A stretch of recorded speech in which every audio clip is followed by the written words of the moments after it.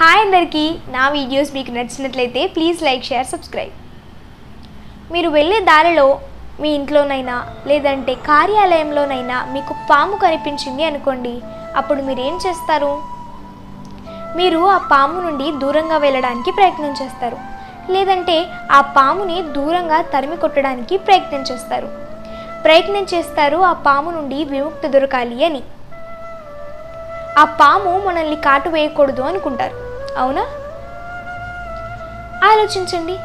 అదే పాము దగ్గర మణిరత్నం ఉంది అని తెలిసిందనుకోండి, అప్పుడు మీరు ఏం చేస్తారు?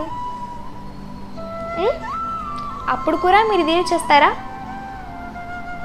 ఆ పాము నుండి దూరంగా పరిగెత్తడానికి ప్రయత్నం చేస్తారా? గమనించారా ఎంత విచిత్రమైన విషయము? ఏ మనుషులైతే ఆ పాము కాటు వేస్తుందేమో అన్న భయంతో పాము దగ్గర మణిరత్నం ఉంది అని తెలిసినా కూడా దాని నుండి దూరంగా వెళ్ళడానికి ప్రయత్నం చేస్తారో, అదే మనుషులు కేవలం ధనం కోసం, సంపన్నం కోసం, ధనలాభం కోసం దుష్టుల దగ్గరికి స్వయంగా నడిచి వెళ్తారు. గుర్తుపెట్టుకోండి, ఇదంతా కూడా కేవలం ధనలాభం కోసం మాత్రమే. ఆలోచించండి. రూపవంతుడైన, ధనవంతుడైన దుష్టులే కదా.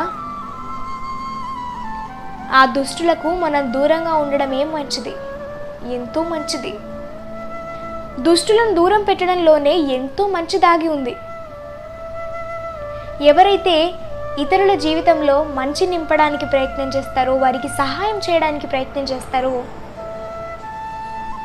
వారికి దగ్గరగా ఉండండి, వారికి ప్రేమను పంచండి, వారిని మీ జీవితంలో భద్రపరచుకోండి. కాదంటారా? నాతో కలిసి ప్రేమగా చెప్పండి, రాధాకృష్ణ.